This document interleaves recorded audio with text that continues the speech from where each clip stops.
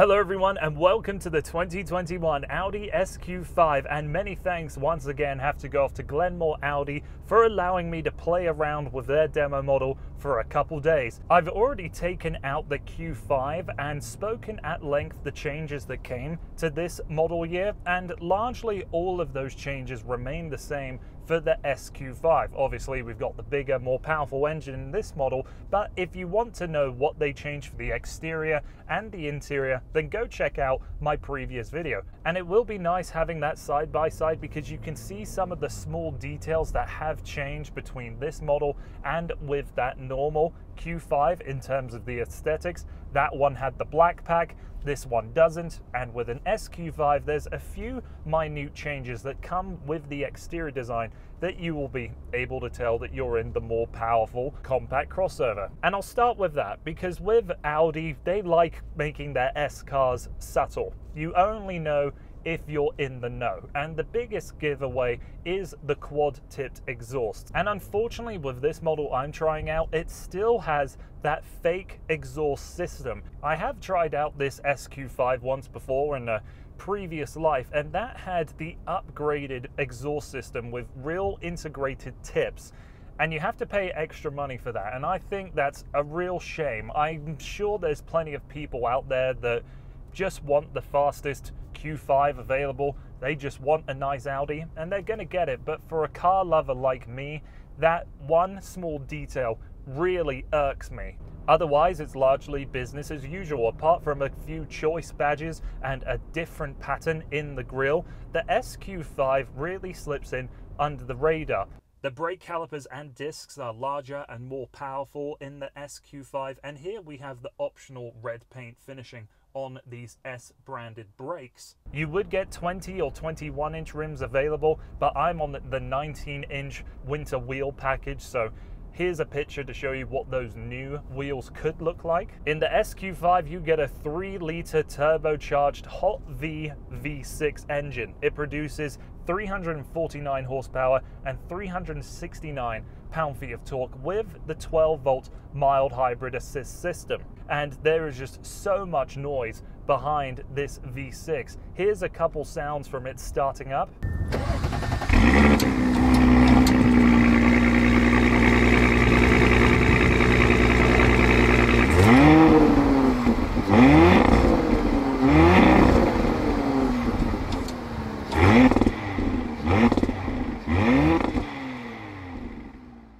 And this is what it sounds like when you're on the move.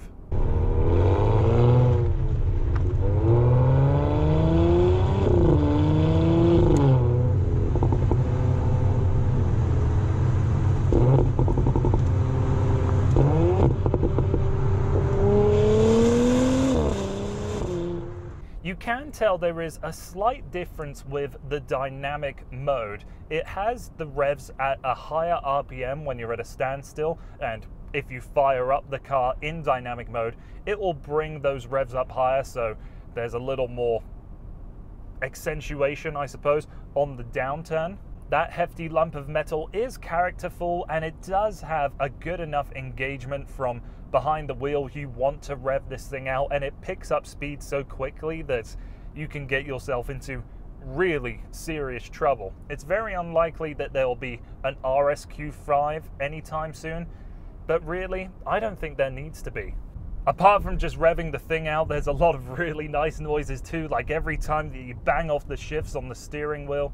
There's a lot of other noises that come from the engine when you downshift, when you do a hard upshift or hard lift off from the throttle, and even though it is an engineered noise, to me it doesn't sound artificial, and that's something that a lot of car manufacturers are really getting into the bad habit to these days of, one, the piped in audio. But slight noises like that just feel overbearing, and in this Audi I think it's very tastefully done. The SQ5 comes with an 8-speed torque converter automatic transmission, and the regular Q5s would have the 7-speed dual clutch. Audi has likely done this because the torque in this motor would be perhaps a little too overbearing, and even though I've got no issues with this transmission, In a performance-oriented vehicle, a dual clutch is always more entertaining. There's more authority when you pull on the paddles going up or down. And I mean, this is smooth, and anybody that wants to buy and live with this vehicle is going to love it for that. But the SQ5 to me isn't about downright performance. It's just about speed and a little more drama added into your regular commute. The SQ5 is available with an air suspension system, and that can really take this Audi to the next level in terms of road comfort. This normal suspension system does work very well, and it is slightly firmer than the last Q5 I've tested out. Definitely not as much roll in the corners. Another addition to the SQ5 are the S-specific seats, and they're definitely more aggressive than the S-line seats than what you'd find in the normal Q5 or other S-line Audis. There's a lot more thigh bolstering and side bolstering, which is a tool guy I really like, and there's this beautiful diamond cross-stitching all the way throughout the vehicle. There's a few material upgrades as well, like we've got more leather in the door cards, this beautiful Alcantara, and this model I'm testing out has the optional carbon fiber inlays. The second row comfort and space, and with the trunk capability, is no different in the SQ5 compared to its more affordable brethren. So I'm not going to bring it up in this video, and I'm not really going to discuss the technology because largely everything you can get in this model is available to some extent